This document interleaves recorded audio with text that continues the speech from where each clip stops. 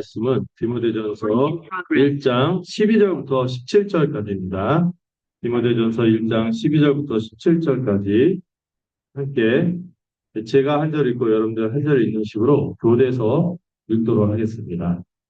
디모데전서 1장 12절부터 17절까지입니다. 다 찾으셨나요? 네. 제가 먼저 12절 읽도록 하겠습니다. 나를 능하게 하신 그리스도 예수 우리 주께 내가 감사함은 나를 충성되이 여겨 내게 직분을 맡기심이니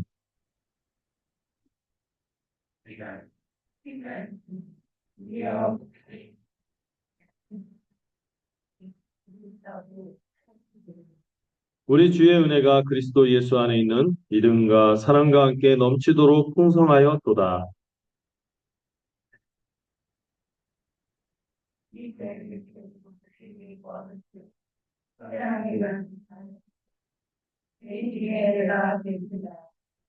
그러나 내가 긍휼을 입은 까닭은 예수 그리스도께서 내게 먼저 일체의 오래 참으심을 보이사 후에 주를 믿어 영생 얻는 자들에게 본이 되게 하려 하심이다.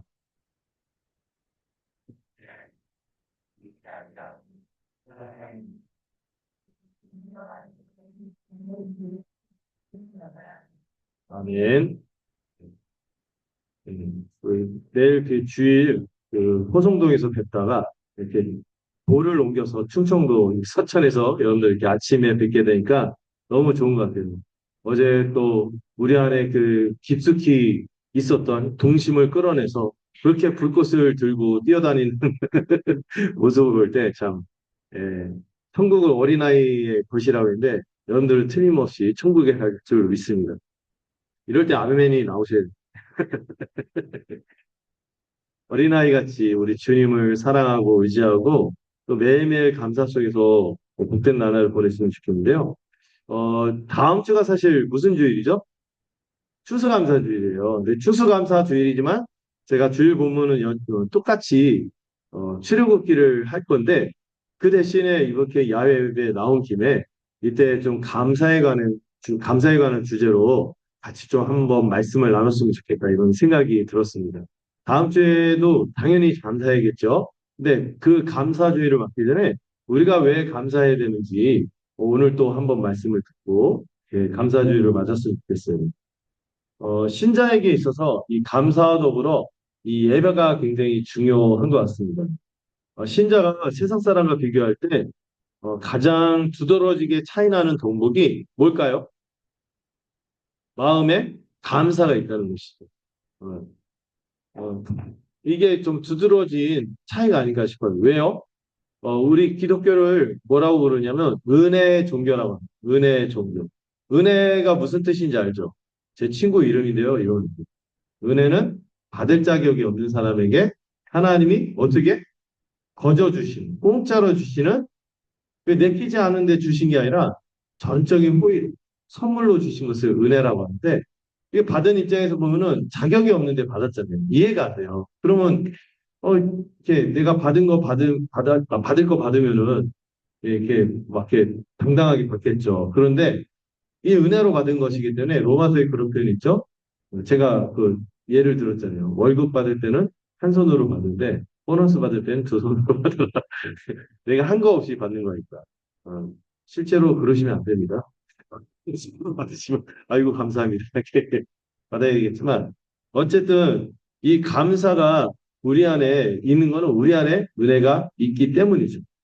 그래서 우리가 어떤 일을 만들 때 다른 사람은 당연하게 여기고 이런 것들이 사실 조금만 생각하면 다 은혜로 주어진 것이기 때문에 우리는 감사로 더 반응하게 되는 것이죠.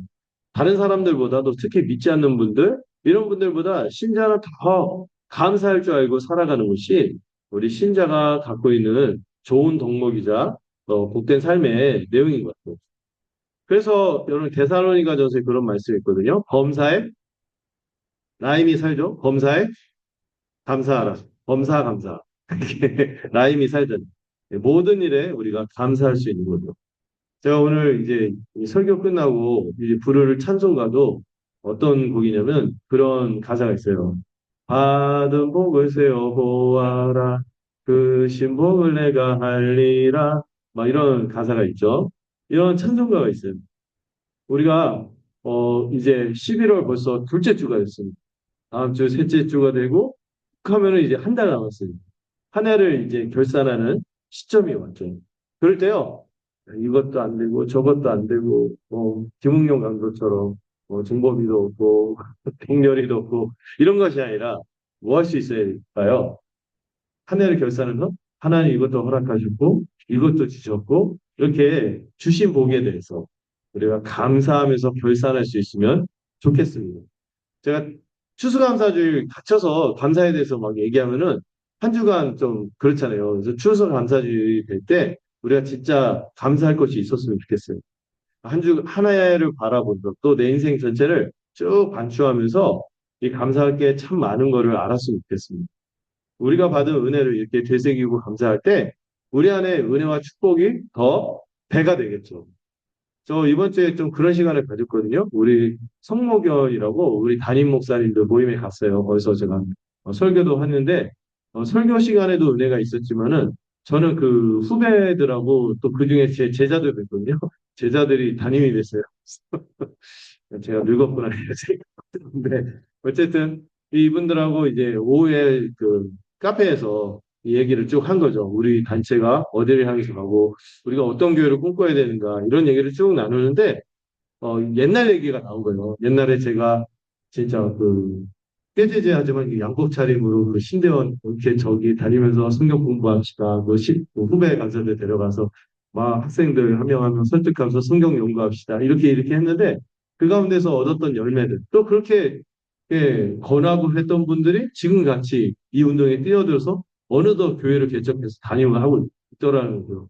이런 걸 막 얘기하다 보니까 또 그때 이렇게 어떻게 살았나, 어떤 마음을 가졌나 이렇게 돌아보니까 다시 마음이 또 뜨거워지고, 이 마음이 잃지 않아야겠다.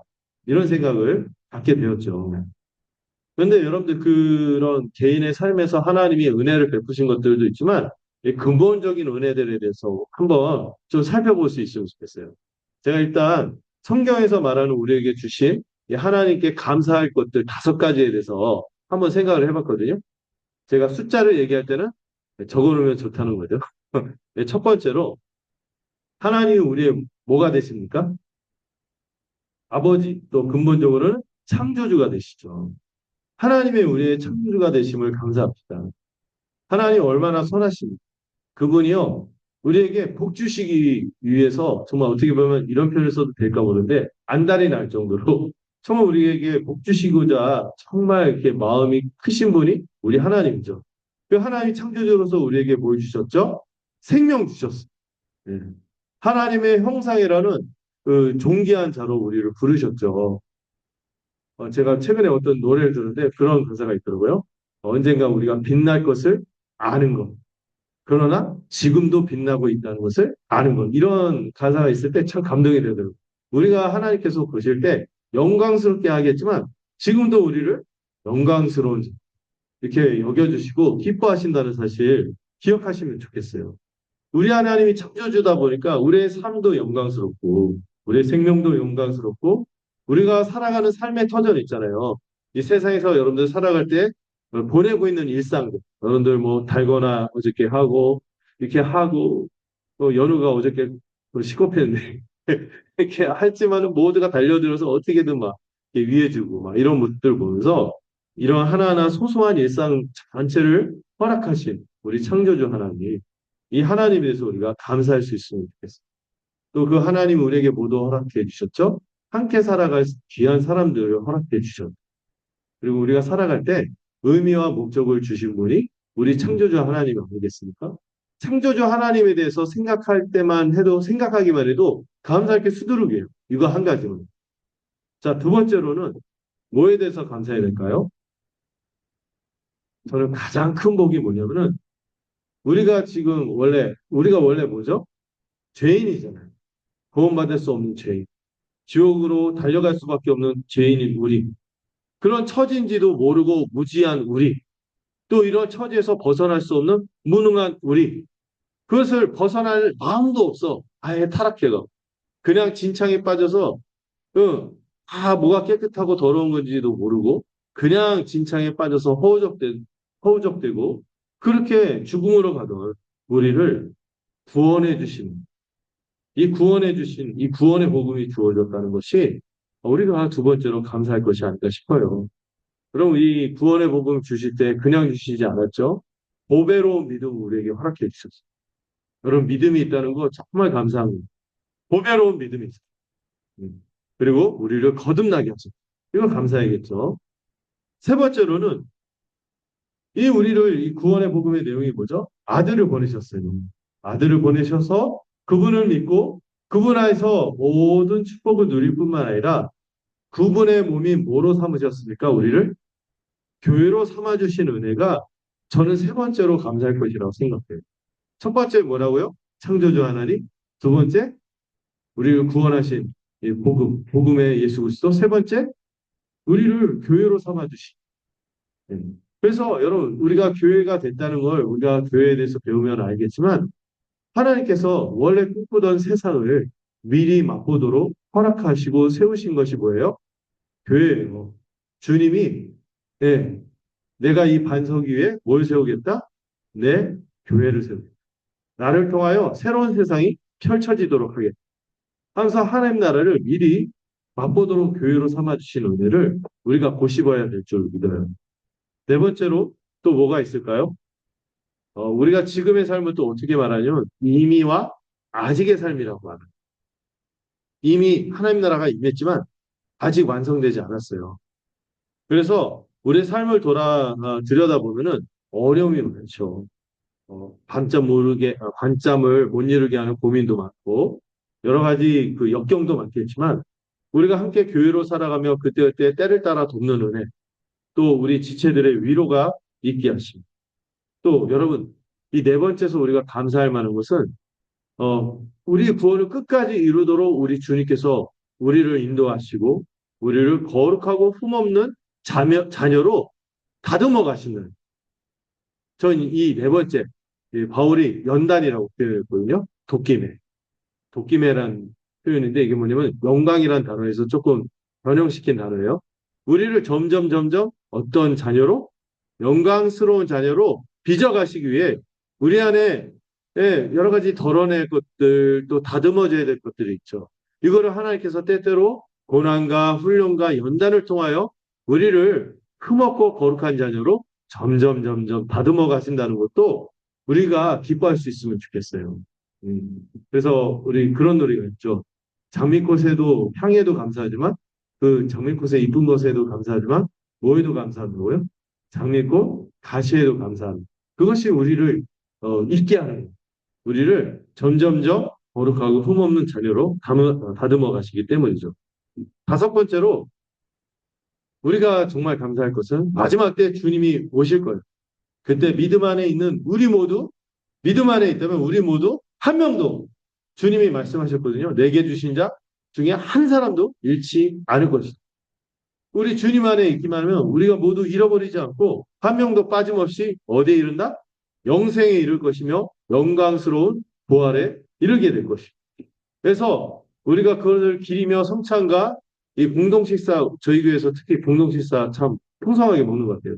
근데 우리 주님이 오시면은 당뇨 걱정 안 하고 고지혈증 걱정 안 하고 당뇨 색소가 7인데 어떡하나 이러면서 안 먹는 게 아니라 달거나 어저께 한 3개 먹으니까 눈치가 보이고 막 10개 막 100개를 먹어도 괜찮아. 이 영광스러운 어린 양 장치 먹을 것에만 신경 쓰면 안 되죠. 우리 주님을 정말 실제로 배우고 얼마나 영광스러울까요? 이럴 때까지 결코 우리를 잃어버리지 않을 것이라는 이 축복이 우리에게 주어져서 이 5가지 감사의 제목만 기억해도 우리가 이 감사를 잃지 않겠다라는 생각이 들어요.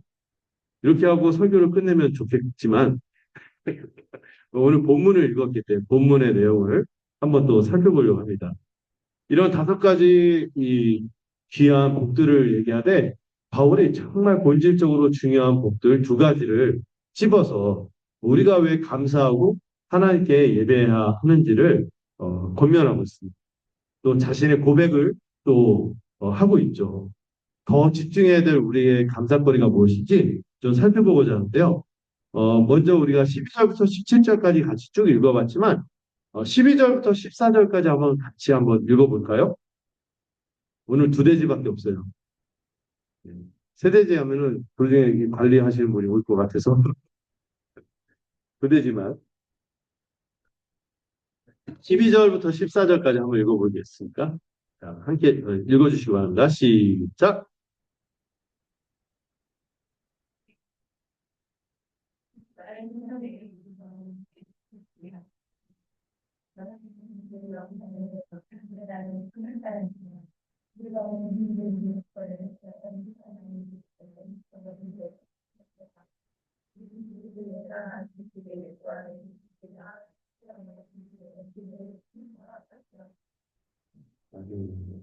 바울이 먼저 감사하는 게 뭐죠? 하나님이 긍휼을 베풀어 주셨어요. 여기서 하나님이라고 고백하는 분은 또 예수 그리스도이시기도 하죠. 주님께서요, 긍휼을 베풀어 주셨어요. 근데 그 긍휼을 베풀어 주셔서 바울이 받은 게 뭡니까? 직분과 사명을 주셨음을 감사하고 있어요. 바울이 그런 고백도 하죠. 나의 나된 것은 하나님의 은혜다. 여러분들이 이렇게 와서 일상을 지낼 뿐만 아니라 어떤 분야에서 무엇인가 결실을 얻고 무엇인가 해내고 있고 무엇인가 의미 있게 생각하고 뭔가 붙잡고 있는 것이 있다면 이것이 그냥 주어진 게 아니라 누가 긍휼히 여기셨기 때문에 하나님이 긍휼히 여기셨 우리 주님이 긍휼히 여기셨기 때문에 그런 일이 주어졌음을 기억했으면 좋겠습니다. 바울이 우리 주님을 생각하면서 감사하는 내용이 직분과 더불어 감당해야 할 사명을 주셨다는 것입니다. 여러분, 우리에게 어떤 직분, 또 이 사명, 미션이라고 하죠. 이게 주어졌다는 게 얼마나 복인지 몰라요. 하나님은 바울에게 복음 전하는 직분을 감당하도록 이 직분과 사명을 주실 때, 직분과 사명만 주신 게 아니죠. 여기 보면 어떤 표현이 있어요? 능하게 하신. 능하게 하신이란 표현이 뭐예요? 이 감당하도록 직분만 주시고 사명만 주시고 나몰라라 하시지 않았죠. 여러분 제일 안타까운 게 뭐예요? 직분하고 사명은 있는데 감당할 능력이 없을 때. 네, 얼마나 안타깝습니까? 그런 분들이 좀 있잖아요. 저희 나라도 그래갖고 지금 난리인데 직분과 사명이 있다면 능력도 있어야 되는데 그 능력도 누가 주신다? 하나님이 주셨기 때문에 바울은 감사하는 거예요. 사실 바울이 한 일들을 생각하면 굉장하게 짝이 없습니다. 바울이요, 이방인의 사도로 부름받아서 어디로 그 선교여행을 갔는지 아세요? 그 지도를 보면은 그때 뭐 KTX가 있습니까? 비행기가 있습니다. 그런 가운데 유럽과 아시아를 넘나들면서 곳곳에 교회를 세웠어요. 정말 어떤 사람이 그런 얘기예요. 이건 초인적인 사역이에요. 정말 이거 사람이 할 수 없는 것이다. 이렇게 말할 수밖에 없는 놀라운 일들을 해냈고 열매를 맺었습니다. 그랬을 때 어떤 사람들은 그런 생각을 해요. 바울이니까 그랬지. 바울같이 난 사람이니까 그런 일을 했겠지. 그 바울 정도도 대단한 사람이니까, 바울 정도 되니까 그런 일을 했겠지. 하지만은 바울은 분명히 고백하는 거예요. 그가 그런 직분과 사명을 감당할 수 있었던 것은 누가? 우리 주님께서 그에게 능하게 하셨 능력을 주셨기 때문에 그 일을 감당한 것입니다. 바울이 우리가 막 위대한 편지들도 많이 쓰고 위대한 일들도 많이 했지만은 이게 보면은요, 바울 그 곳곳에 이 편지나 바울의 사도행전이나 이런 것에 바울의 흔적을 보면은 바울은 참 약점이 많은 사람입니다. 바울 자신도 고린도 후서에서 자기에게 뭐가 있다고 고백해요? 하나님께 세 번이나 간 거예요. 이걸 좀 저에게서 걷어가 달라고 가시라고 하는 자기에게 정말 인생의 어떤 가시처럼 자기를 스스로 찔리게 하고 고통스럽게 하는 게 있다고 말할 정도로 이렇게 막 이렇게 하소연을 하거든요. 그 정도로 어떤 치명적인 약점이 있었던 것 같아요. 이 가시가 어떤 사람은 안질이다, 아니다, 간질이다, 아니면은 그가 전에 과거에 막 사람들 흉폭하게 죽이고 다녔어요. 예수 믿는 사람. 그런 과거다. 이런 여러 가지 썰이 있죠. 뭔지는 모르겠지만 복음을 전할 때 자기도 위축되고 사람도 저런 사람이 말하는 걸 이럴 수 있는 바울에게 가시가 있었다. 하나님께 세 번이나 간 거였죠. 물론 하나님은 내 은혜가 내게 족하다 하면서 그 가운데 능력을 나타냈지만 바울에게 아마도 어떤 치명적인 약점이 있었던 것 같아요. 그 약점뿐만 아니라 여러 좀 약점의 흔적들이 좀 보이기도 해요. 그런 것들 보면. 그리고 그의 과거 생각하면은요, 이 사람이 어떻게 교회 일꾼이 될 수 있을까요? 앞장서서 거기 보면은 교회 가서 말씀 전하려고 하면은 그 중에 몇 명은 내가 죽였던 사람이 친척이야. 와, 이거 얼마나 쉽지 않았을 거예요. 그런데도 불구하고요, 열매가 있었어요. 그 복음의 열매가 있었죠. 이 직분과 사명이 어떻게 보면 그의 과거를 생각할 때 이거를 감당하기는 너무 부족한 사람이 아닐까 싶은 그런 면이 있었지만, 그러나 누가 함께 하셨습니까? 하나님이 함께 하셨고 능력을 주셨기 때문에 그 일들을 감당할 수 있었던 거죠. 능력만 주셨나요? 여기 본문을 보면은 주님이 그에게 직분과 사명만 주신 것이 아니라 그를 어떻게 여겨주셨다고 합니까? 충성되게 여겨주셨다. 물론 바울이 충성을 다했을 거예요. 그렇지만은 바울이 우리 주님께 충성하기 이전에 주님이 이 바울 같은 사람에게 신실하셨어요. 그에게 먼저 은혜를 베풀어 주셨고 긍휼히 여겨 주셨기 때문이죠. 그를 구원한 이후에도 계속 그를 어떻게 여겨 주셨어요? 바울은 자기 과거를 생각하면 슬프지만 그럼 뭐 때문에 용기를 내서 사명을 감당할 수 있었습니까? 하나님이 우리 주께서 나를 어떻게 여겨 주신다? 충성되게 여겨 주신다는 이 마음속에 충만함이 있었기 때문에 슬픔을 딛고 여러 가지 어려운 것을 딛고 사명을 감당할 수 있었던 것이죠. 다시 말해서 자신이 주님이 나를 이뻐하는 거. 이거를 마음속에 확신하는 거예요. 음. 우리도요, 어떤 직분을 감당하거나 우리 교회에서 생활할 때 그 마음을 잊지 않았으면 좋겠어요. 주님이 나를 이뻐하신. 주님이 나를 참 이뻐하신. 이걸 잊지 않으시기를 바랍니다. 과거가 어쨌든 상관없어요. 과거에 나는 잊어버려. 네. 저는 정말 과거를 잊고 싶어요. 여러분들은 어떻습니까? 과거가 어떻든 상관없어요. 우리 지금 이제부터 상관없어요. 난 있는 모습 그대로 너를 받았고 너를 이뻐해 줄 거야. 이거 기억하고 살아가는 거예요. 그래서 복음이 귀한 거예요. 왜 그렇게 우리를 이쁘게 봐주실까요? 우리가 누구 안에 있기 때문에? 그리스도 안에 있기 때문에. 네. 주님은 자신의 몸으로 받아들이는데 안 이뻐하겠어요? 하나님은 우리를 볼 때 주님 안에 있는 우리를 보기 때문에 아들처럼 여기기 때문에 이쁘게 보시겠죠. 이거 잊지 마세요. 예수님이 사역 시작할 때도 어떤 음성을 들었어요?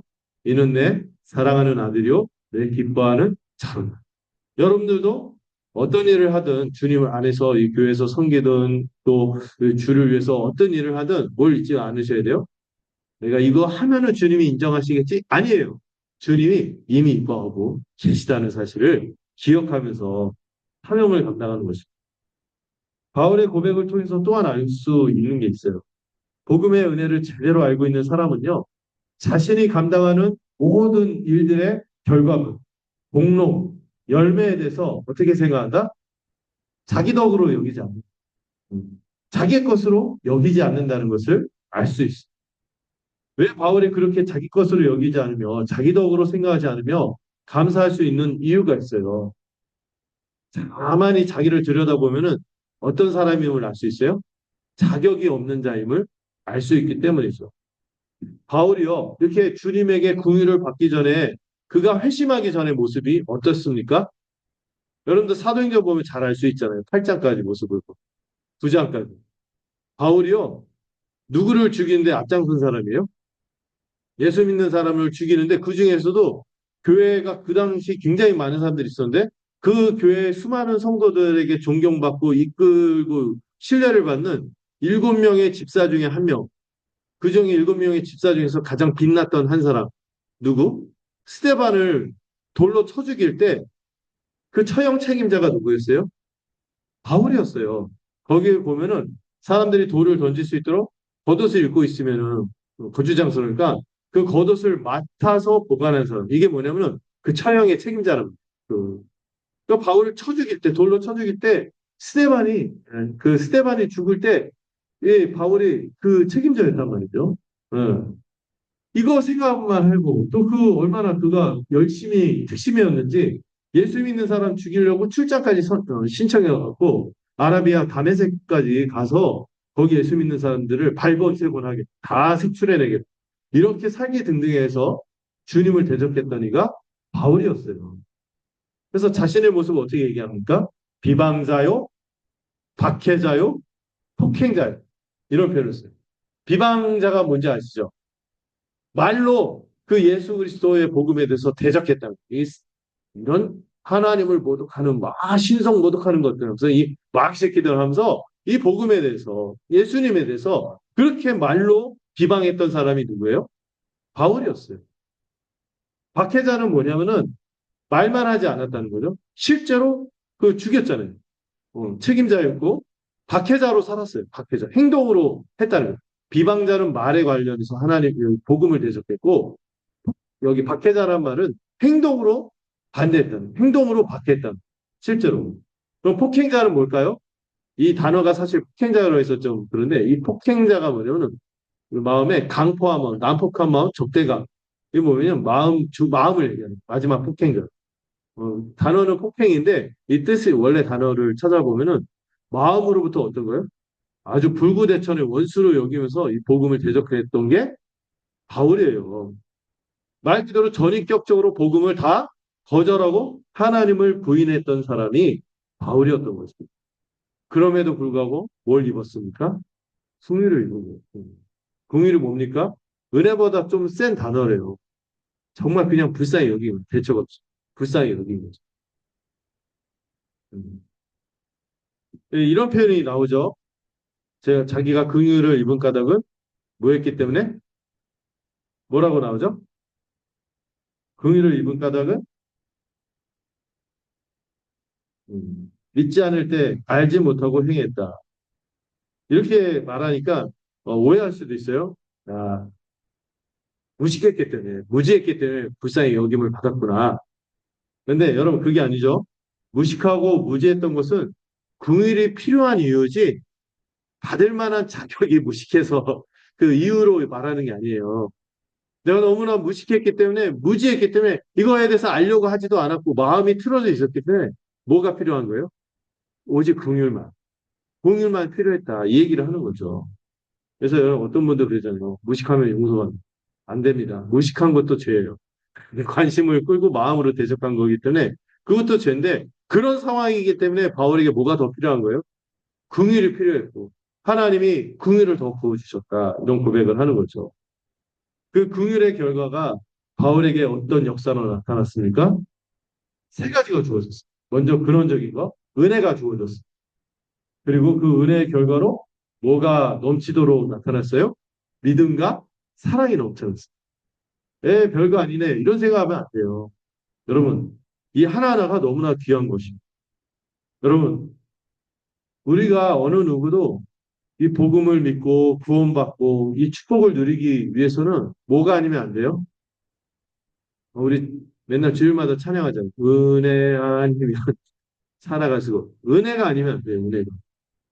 특별히 이 은혜는 중생과 회심의 은혜. 중생과 회심의 은혜. 여러분, 중생이 뭔지 아시죠? 거듭중자에 날짜 생자 해서 거듭남이거든요. 다시 태어난. 여러분, 우리가 어떻게 다시 태어날 수 있어요? 여러분, 성경에서 우리에 대해서 설명할 때 어떻게 설명합니까?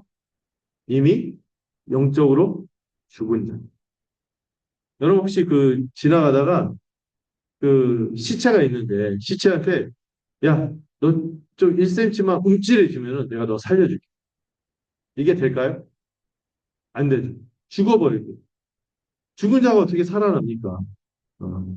그래서 어떤 분이 그래요. 복음을 얘기할 때 여러분 믿으십시오. 그럼 여러분들이 거듭납니다. 이런 얘기하면은 맞을까요? 틀릴까요? 이상한 말이에요. 죽은 자에게 거듭나면 네가 믿으면은 네가 살아날 거다. 아 죽어 있는데 먼저 뭐 어떤 은혜가 있었던 거예요? 하나님 우리를 살려주시는 영적으로 죽은 자를 완전히 죽어서 반응할 수 없고 그렇게 밋밋하게 살 수밖에 없는 인생을 하나님이 살려주시는 거예요. 여러분 우리가 믿음을 갖게 된 것도 먼저 뭐가 있기 때문에 하나님이 우리를 거듭나게 하신 중생의 은혜가 먼저 있기 때문이죠. 왜? 우리가 죽은 자이고 여러분들 믿음이 있는 거예요. 그래서 감사할 만합니다. 내가 믿어서 내가 이렇게 되었지. 이렇게 얘기할 수가 없어요. 믿음 자체가 정말 하나님이 허락하지 않으면은 정말 힘들거든요. 죽은 자에게. 그래서 이 은혜가 주어졌음을 바울은 감사할 수밖에 없는 거죠. 음. 여러분, 우리가 이 말을 기억하세요. 하나님이 나를 살려주셨기 때문에 내가 믿음으로 반응하고, 내가 살려주셨고, 그게 먼저 앞서는 거죠. 그리고 이 하나님이 우리를 중생케 하시고 거듭나게 하셨기 때문에 그 결과가 뭐로 나타난 거예요? 믿음으로 나타난 거예요. 네. 여러분들, 그 똑같은 복음에 대한 지식이 주어져도요, 믿음이 있는 자와 없는 자의 반응이 달라질 수밖에 없어요. 생명이 있느냐, 없느냐. 그리고 그 믿음은 뭐죠? 먼저 이 믿음은 여러분 세 가지로 배웠죠. 믿음의 세 가지 요소. 뭐죠? 지식, 동의, 신뢰. 그래서 복음에 대해서 내가 믿는다 할 때는요, 먼저 뭐가 중요하냐면 내가 뭘 믿는지 그 내용이 있어야 돼요. 확실한 지식이 있어야 돼요. 어, 제일 안타까운 게 믿는 것을 믿는 분들이 되게 많거든요. 교회 다니는데 자기가 뭘 믿는지 모르는데 믿고 있는 것을 믿어. 이게 무슨 코미디입니까? 근데 뭘 믿고 있는지 분명한 확실한 지식이 있어야겠죠. 그리고 여기에 따른 그 지식만 있는 게 아니라 뭐도 할 수 있어야 돼요? 동의도. 여기에 자기 삶을 거는 신뢰가 있어야겠죠. 어. 바울은요, 이 모든 것이 주어졌어요. 언제 주어졌냐면은 그가 완전히 죽은 자뿐만 아니라 지옥 자식처럼 교회를 핍박하고 다닐 때 다메섹으로 가는 도상에서 갑자기 예수님이 친히 나타나셨어요. 부활하신 주님이 그에게 모든 지식을 알려주셨어요. 다메섹에서 그가 모든 계시를 받았어요. 그래서 눈이 멀어버린 거예요. 그동안 진짜 눈이 멀었던 게 드러나. 그리고 나서 그 아라비아 가서도 또 계시를 계속 받고 또 하나님의 말씀을 연구하면서 복음을 완전하게 초기부터 이제 전하게 된 거죠. 그런데 거기에 이르기까지 이 믿음에 이르기까지 주님이 극적으로 역사한 것도 있지만 정말 믿음은 하나님의 극적인 역사예요. 여러분 믿음이 있다는 건 감사할 만한 거죠. 근데 믿음뿐만 아니라 또 주신 게 있어요. 은혜로 말미암아 믿음도 주어졌지만 믿음의 열매가 뭐로 나타나는지 아세요? 믿음 말고 또 뭘 얘기하죠? 바울이? 본문을 보세요. 절 보지 마시고. 믿음과 사랑을 나타나게 하셨다는 거죠. 여러분, 믿음이 있는데 사랑이 없으면 좀 이상한 거예요. 믿음은 반드시 사랑의 열매가 나타나거든요. 더딜지라도. 더딜 수는 있어요. 그래도 믿는 자는 사랑의 열매가 반드시 나타납니다. 왜? 믿음은 누구와 연합하는 거예요? 사랑 덩어리이신 그리스도와 연합하는 거죠. 그러면 필연적으로 여러분, 주님이 사랑으로 충만하신 분인데 우리가 주님과 연합하고 믿음으로 연합하면은 주님과 나만 연합했나요? 누구와도 연합했어? 여러분 주변 분들을 보세요. 교회로도 함께 연합이 됐잖아요. 내 몸인데 내가 나를 사랑 안 하게 되겠어요? 당연하게 몸된 교회와 지체를 향한 사랑으로 이 믿음이 있는 자는 자기를 사랑하듯 지체들 사랑하게 돼. 여러분 우리가 남을 사랑하는 거 이거 불가능한 거죠. 원래 그 부모 자식 간의 사랑이 막 초월적이라고 하지만 본능적으로는 자기를 먼저 사랑하게 돼 있어요. 그런데 그거를 주님이 우리를 하나 되게 하심으로 자기를 사랑하도록 왜 우리가 한 몸이 되게 하셨기 때문에 그를 사랑하는 게 나를 사랑하는 게 되는 거예요. 그렇게 돼버리도록 주님이 만드셨어요. 바울은요, 이 믿음을 다메섹에서 그 놀라운 계시를 받아서 얻었을 뿐만 아니라 그가 눈이 멀었을 때 바로 곧바로 누가 붙었어요? 그렇게 예수 믿는 자를 죽이고 다니던 사람이라 사실 누가 이제 믿는 자가 누가 바울에게 다가갈 수 있겠어요. 그런데 누구를 준비했어요? 아나니아. 아나니아라는 사람을 준비해서 바울이 눈이 멀었을 때 그를 돌보도록 했어요. 그에게 사랑으로 그를 돌보고 복음을 더 분명히 가르치게 하고 아나니아뿐만 아니라 그가 처음에 활동할 때도 이 전에 과거가 있기 때문에 예수 믿는 사람들이나 또 복음을 전할 때 사람들이 믿었을까요, 바울을? 그의 과거를 보면 너무 전적으로 바뀌었으니까 다가가기도 싫어했을 거예요. 원한도 있었겠죠. 막 원수를 미워하지 말라, 사랑하라 했지만은 자기 막 아는 지인들이 죽고 그런 사람인데. 그런데 그 사이를 누가 중개했어요? 바나바라는 사람이 나타나서 바울의 편에서 바울을 변호해주고 교회 일꾼이 되도록 추천해주고 이런 과정들을 통해서 바울이 많은 사랑을 받았어요. 예. 이게 또 바울에게 수많은 동역자들이 있었어요. 바울은 절대 독고다이가 아니었어요. 바울은 수많은 우리라고 하면서 같이 사역하는 사람들과 더불어 이 사명을 감당할 수 있었던 것이죠. 이런 것들을 볼 때 이 믿음과 사랑이 은혜의 결과이자 12절에 보면 바울 자신을 능하게 하셨다고 했어요. 이게 하나님이 바로 주신 능력이죠. 그에게 주어진 은혜, 그에게 나타났던 믿음, 또 그가 더불어 살아가면서 살아갔던 모든 삶의 환경도 이 모든 것이 다 하나님이 주신 능하게 하신 결과물입니다. 바울이 이 말을 하는 것은요, 이 디모데전서에서 이 말씀을 하는 배경이 있어요. 지금 교회 안에 어떤 사람이 있냐면은 교만한 사람들이 있었어요. 당시 교회. 왜 교만함에 빠졌냐면 율법주의에 빠졌습니다. 율법주의에 빠진 사람들의 특징이 뭐냐면은 바울은 뭐예요? 모든 것이 다 하나님의 은혜다. 내가 한 게 없다. 다 주님이 정말 나 말도 안 되는 나 같은 사람 불러서 이 일을 하도록 한 것이다 했는데 그 반대 지점에 디모데 교회 거짓 교사들이 있었는데 이 사람들은 어떤 사람들이에요? 자기 의를 자랑해요. 또 자기가 한 일을 생색내기를 좋아해요. 공로 의식이라고 하죠. 내 덕이야. 내가 이런 일을 했어. 내가 이거 공로를 세웠지. 그리고 이렇게 공로를 내세운 사람의 여지없이 나타나는 특징이 뭔지 아세요? 보상심리. 보상. 나는 보상받아야 해. 난 여기서 뭔가 받아야 해. 이걸 요구하는 거죠. 그래서 나타나는 것이 앞에 디모데 그 전서 앞부분을 보면은 그 거짓 교사들의 특징이 뭐냐면 스스로 선생되려고 한다. 이게 뭐예요?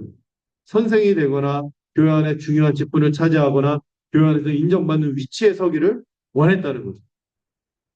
하나님이 이미 그들을 사랑하고 인정해 주시고 은혜 주시고 긍휼을 주시고 함께 한다는 생각이 있었다면 그런 것들을 그런 지위와 그런 혜택들을 탐했을까요?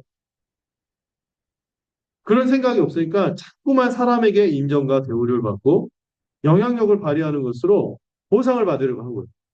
여러분 우리가 이 직분을 사모하는 게 긍정적인 측면이 있고요. 만약에 세상에서 직급 올라가듯이 그런 식으로 직분을 사모하면 이건 독인. 그건 아닙니다. 선생되려고 한다는 이 비판을 받게 되는 것이죠. 우리는 기억해야 합니다. 늘 기억해야 돼요. 우리 신앙생활 할 때 능력도 누가 주신 거예요? 주님이 주신. 우리의 사명과 우리가 맡고 있는 직분도 누가 주신 거예요? 주님이 주셨어요. 그리고 장차 주어질 보상도 누가 주실 거예요? 주님이 주실 거예요. 은밀한 가운데 주님으로부터 이 보상을 받았음을 아는 사람이 복음이 뭔지 알고 은혜가 무엇인지 아는 사람이죠. 여러분 우리 모든 지체들이요. 이미 받은 복음의 기쁨과 은혜가 무엇인지 한 명도 예외 없이 다 이를 깨닫고 믿으시기 바랍니다. 음. 누가복음에 보면 그런 장면이 나오거든요. 예수님이 그 나은 자촌 비슷한 데 가셨어요. 그랬더니 10명의 문둥병자들이 있어요. 10명의 나은 자가 있었어요. 그 나은 자들 다 주님의 권능으로 다 고쳐주셨어요. 이 사람들이 너무 기뻐서 기쁜데 어떻게 해야 돼? 기쁘고 그냥 가면 끝나는 게 아니라 나병 환자들은 항상 자기가 깨끗하게 나오면 누구한테 입증받아야 돼? 제사장한테 정결해 줬음을 입증받아야 돼요. 그래서 다 돌아갔어요. 다 돌아갔는데 한 명만 주님에게 왔어. 갔다가 다시 왔어. 누구? 사마리아인이라고 했던 사람만 왔는데 주님이 그런 얘기를 하세요. 나머지는 어딨냐? 나머지는 다 어딨냐? 제 버전으로 바꾸고요. 나머지는 어디 있고 이 어떻게 유대인이 아니라 사마리아인으로 버림받았다고 했던 사람이 이렇게 감사할 줄 아냐? 이렇게 얘기했거든요. 우리 주님이 그런 서글픔을 느끼지 않도록 우리 다 주님께 와서 감사할 수 있는 그런 사람이 되면 좋겠어요. 어떤 종이요 주인을 위해서 온종일 수고를 했어요. 그래서 저녁이 돼서 식사를 할 때 이 종이 옆에서 시중을 들었어요. 침소에 들기까지 그렇게 하루 종일 일하고 주인은 노느라 힘들었고 이 주인은 노느라 힘들었고 종은 일하느라 힘들었을 텐데 이 시중 침소 수발까지 다 든 거예요. 그리고 마무리할 때조차도 이 종이 어떻게 생각했다고 했어요? 나는 무익한 종이라. 내가 마땅히 하여야 할 일을 했노라. 이렇게 생각했답니다. 주님이 그 얘기를 하는 것은 우리가 받은 은혜가 무엇인지 안다면요. 늘 우리가 주님 앞에 어떤 마음을 갖지 않는다고? 보상심리 갖지 않는다. 늘 무익한 종이구나. 내가 이 마땅히 할 일을 했구나. 이렇게 말할 수밖에 없다는 거죠. 여러분, 우리 모두가 이 고백을 하는 이 종의 심정이 무엇인지 알아요. 왜 종이 그런 고백을 했냐면은 먼저 전제된 게 있죠. 어마어마한 은혜를 받은 만달라트 빚진 것을 탕감받은 은혜가 있기 때문이죠. 우리 교회 지체들 모두가 이 긍휼하심으로 자신이 맡고 있는 직분이 뭐든 사명이 무엇이든 이것을 허락받음에 감사하고 또 만약에 주님이 없었다면 우리가 하나님 앞에서 완전한 죄인으로 살아갔을 때 여러분 주님이 잘 모르고 복음 모르실 때 은근 복음에 대해서 드러내진 않았지만 은근 비방자였고 박해자였고 또 마음으로부터 대적했던 그런 우리들 아니었습니까? 이것에 대한 정직한 참된 자기 인식이 있을 때 그런 연약하고 부족하고 부패한 우리를 죽은 것 같은 우리를 불러서 이 직분과 사명을 허락하신 주님께 감사해요.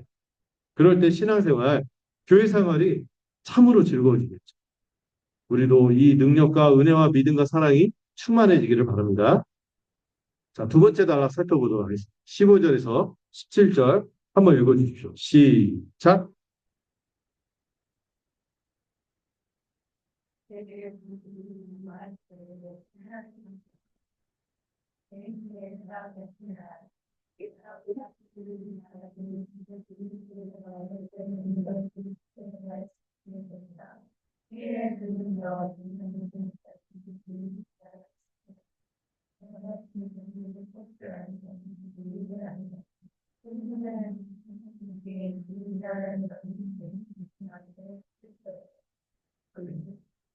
바울은 이제 감사함에 이어서 이 15절, 17절에서는 우리 주님께 뭐 하자?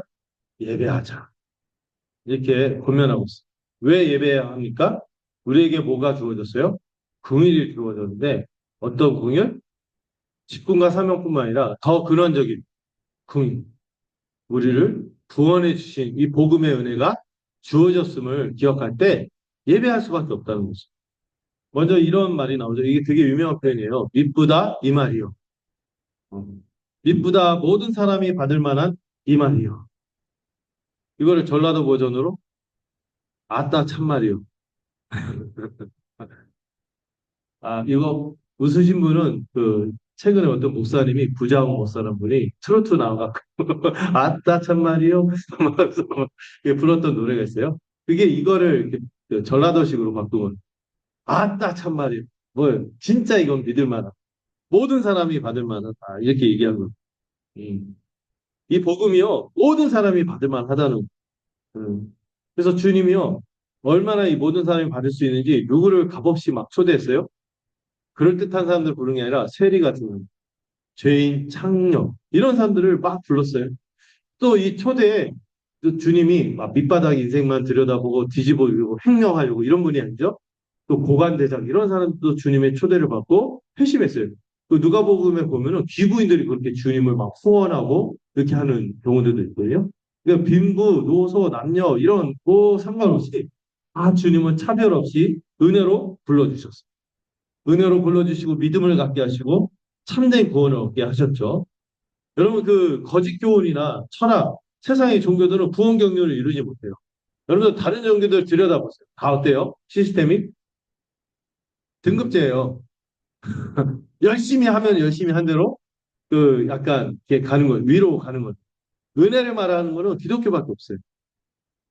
노력에 따라 차별하고 노력에 따라 차별하고 그리고 차별 없이 다 지옥 가요. 구원을 거기에는 없기 때문에. 왜 그렇게 노력하고 차별하고 등급을 나누는데도 구원이 없을까요? 이 모든 것들이 하나님의 기준이 아니기 때문에. 여러분 하나님의 기준은 뭡니까? 하나님의 기준이 나와 있는 게 율법이죠. 여러분 십계명 설교 들을 때 어떻습니까? 마음이 안 좋아지죠. 고개가 숙이게 하고 어떡하나. 하나님의 율법의 기준을 이 십계명 가장 기본적인 원리 10개만 얘기해도 우리 고개가 떨궈져요. 근데 이 모든 율법, 이 십계명뿐만 아니라 모든 율법을 하나님 원하는 기준이 뭐죠? 배웠죠. 두 가지고 모든 것을 항상 다 지켜야 돼. 그리고 하나라도 못 지키면 어떻게 돼? 반드시 그 율법의 저주를 받고 심판을 받을 수밖에 없는 것이죠. 이렇게 할 때 누가 이 하나님의 기준에 합당하게 구원받을 수 있는 사람이 어디 있겠어요? 그래서 복음이 주어진 이 표현이 나오죠. 이쁘다 이 말이요. 그 내용이 뭐예요? 그리스도 예수께서 죄인을 구원하시려고 세상에 임하셨다. 이 죄인이 누구예요? 우리. 딴 사람 말고 우리. 우리를 구원하시려고요. 그리스도 예수께서요. 우리가 찾아가는 게 아니에요. 우리가 노력해서 도달하는 게 아니에요. 누가 오셨어요? 이 세상에? 주님이 오셨어요. 다른 종교들은 우리가 돛 닦고 산에 올라가고 어디 경제에 이르기 위해서 뭐 하래, 뭘 하기 위해서 막 가래, 뭐 어디를 막 뭐죠? 뭐 순례제하고 막 순례를 요구하기도 하고 막 보행을 요구하고 이러는데 복음은 뭐예요? 주님이 오셨다는 거예요. 우리 찾아오셨다는 거예요. 뽕나무 위에서 이렇게 삐쭉빼쭉하면서 단순히 호기심으로 복각해 보던 삭개오를 주님이 찾아오셔서 올려다 보셨어요. 내가 너와 함께 하겠다. 너 집으로 나 초대해라. 같이 밥 먹자. 이게 복음이라는 거죠. 믿기만 하면 주어지는 복음. 그래서 이 너무나 값없이 주어지는 복음의 영광 때문에 바울은 자신을 뭐라고 여길 수밖에 없어요? 나는 뭐다? 죄인 중에 괴수다. 그 얘기는 뭐예요? 받을 자격 1도. 정말 주님이 나를 그냥 찾아오셨어. 이 감격이 있는 거예요. 이게 바른 자기 인식이죠. 이 주님의 기준을 생각해 보세요. 이 의와 거룩의 의무. 모든 것을 항상 다 지켜야 되며 하나라도 어기면 하나님 앞에 설 수 없는데 주님이 그 모든 것들을 대신 다 값을 치르시고 우리를 찾아오시고 그 구원으로 초대하시고 이거를 아는 사람들 자기 실상을 아는 사람들은 우와 잘됐다 감사 땡큐 이런 거 이전에 어떤 마음을 느껴요? 어떻게 나 같은 것이 어떻게 나 같은 것이 이런 말도 안 되는 은혜를 받을 수 있어. 예, 되는 거죠. 복음의 영광이 너무나 찬란하고 너무나 빛날수록 이걸 감당할 수 없는 자신. 이거를 내가 마땅히 누릴 수 없는 그런 사람인 것을 직시하는 사람이 나오는 고백이 뭐예요? 죄인 중에 괴수. 물론 바울이 좀 세긴 했어요. 스테반 죽이고 막 여러 일들을 했지만 이건 바울만이 아니라 우리도 은근 다 이 거룩하신 하나님의 기준을 생각할 때 그런 고백이 나올 수밖에 없는 것이죠. 그래서 우리가 예배하는 이유는 뭐예요? 우리 주 예수 그리스도의 긍휼 때문에. 그 긍휼이 어떻게 나타나냐면은 우리 같이 고집스럽고 돌이키지 않고 마음은 고집스럽고 돌이키지 않고 거기다가 무식한데 뭐예요? 굉장히 교만하기까지 그런 우리를 어떻게 하셨어요? 구원하고 돌이키기 위해서 오래 참으셨어요. 오래 참으셨다는 것을 다른 번역에서 이렇게 끝없는 인내라고 번역하거든요. 여러분, 이 끝없는 인내가 왜 끝이 없어요? 우리를 구원할 때까지 하나님은 참으신. 어떤 사람 인내의 끝이 폭발로 끝나죠.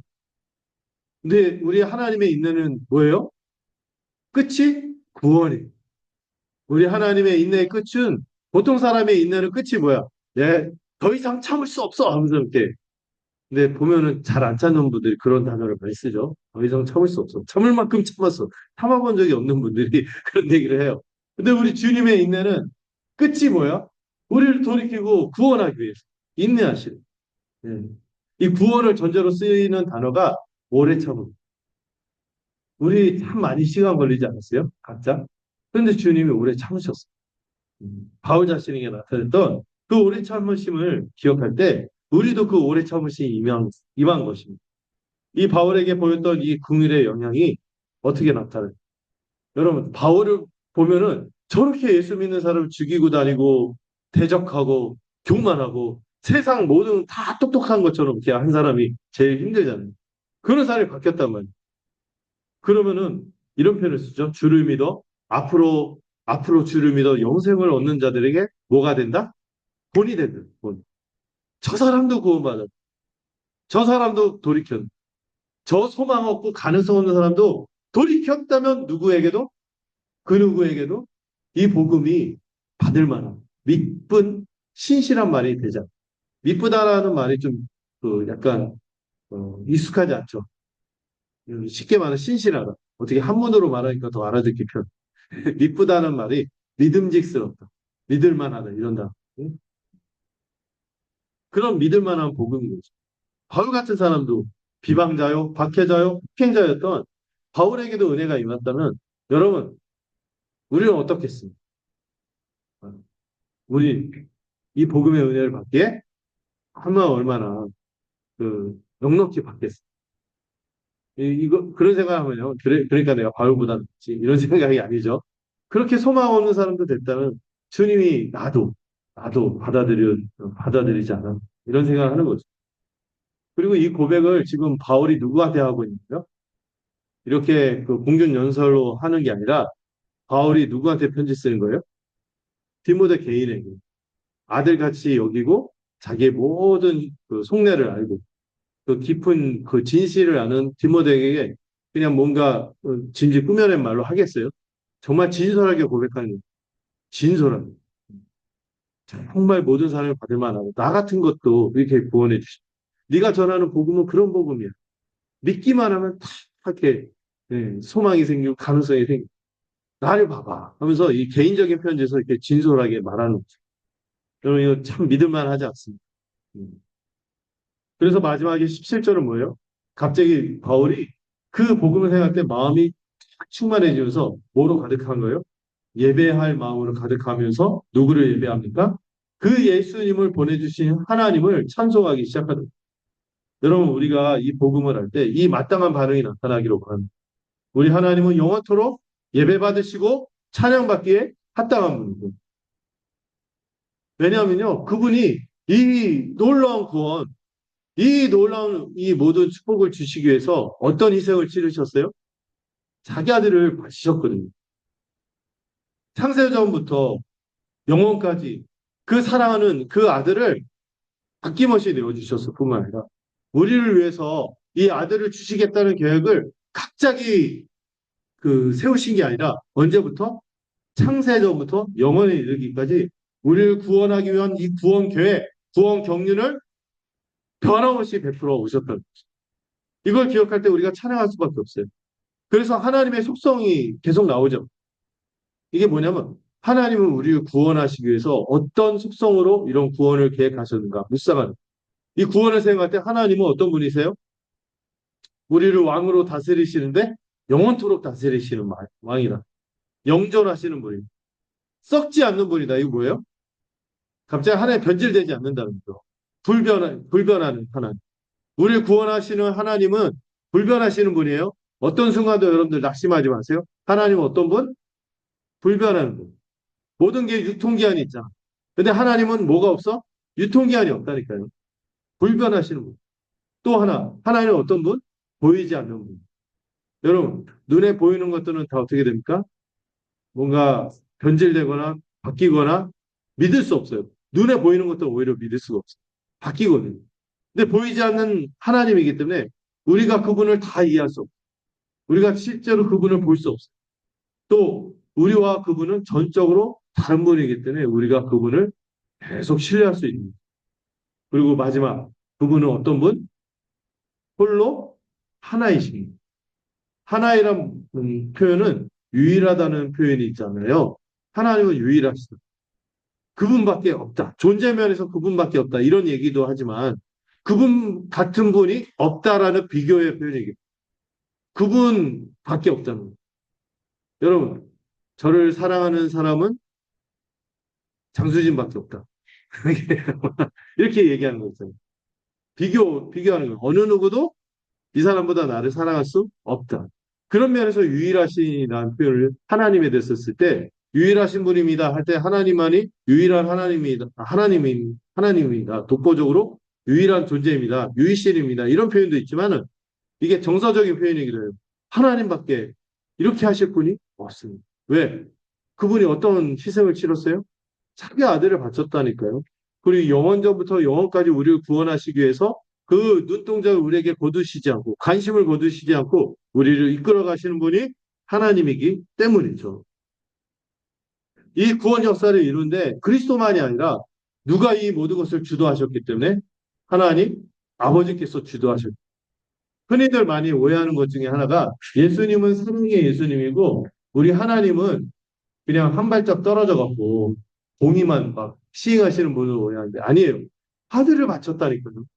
영원전부터 영원까지 우리를 이렇게 주목하시고 그 관심을 끊지 않고 이끌어 가시는 분.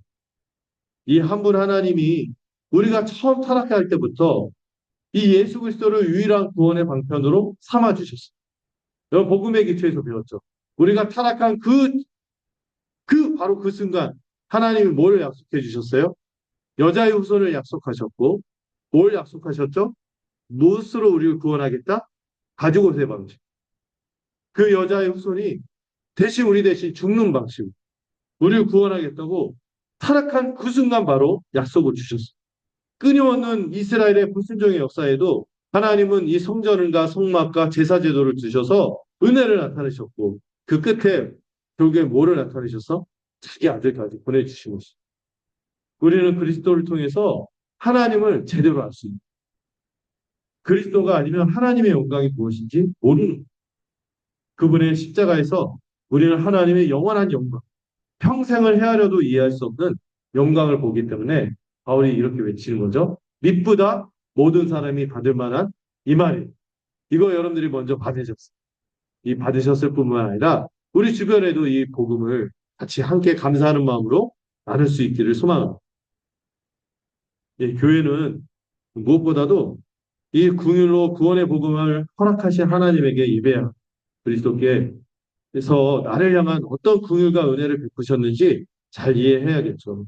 우리의 모든 예배나 일상에서 이를 놓치지 않고 살기를 바랍니다. 다음 주가 추수감사절인데 가끔 추수감사절 때 감사 제목을 하면은 이 소소한 일상에서 벌어진 좋은 일들에 대해서 고백하겠지만 이것도 감사할 거지만 정말 감사할 게 뭐라고 했어요? 아까 앞에 5가지 얘기했고 또 오늘 우리에게 오늘이 있게 하시고 직분을 주시고 사명을 주시고 또 이 구원의 복음을 주신 것에 대해서 근본적인 감사, 가장 큰 축복에 대해서 우리가 눈이 열려서 이것을 더 한껏 누리는 이번 한 주간이 되기를 간절히 소망합니다. 기도하겠습니다. 하나님 아버지 우리 같은 부족하고 자격 없는 자들이 이렇게 함께 교회가 되어 살게 하시고 사명도 허락해 주시고 직분도 주셨음을 감사드립니다. 우리가 각자 하는 일이 적고 또 때로 열매도 변변찮지만 우리를 충성되이 여겨주시고 우리에게 은사도 주시고 능력도 허락해 주셔서 모든 일에 선한 역사를 나타내 주시니 감사드립니다. 이렇게 함께 교회로 살아가면서 충만한 복을 누리도록 붙들어 주시옵소서. 오직 은혜로 믿기만 하고 믿기만 할 때 차별 없이 구원하시고 그리스도 안에서 존귀한 자로 그 누구도 차별받지 않고 살아가도록 하시는 은혜 감사하기로 원합니다. 이렇게 기억할 때마다 우리에게 있어서 자랑과 교만은 어리석은 일임을 알게 하시고 늘 겸손하게 서로를 존귀하게 여기고 사랑하며 사랑하는 자가 되도록 우리를 붙들어 주시옵소서. 예수님의 이름으로 기도드렸습니다. 아멘. 우리 찬송가 429장 함께 찬양하도록 하겠습니다.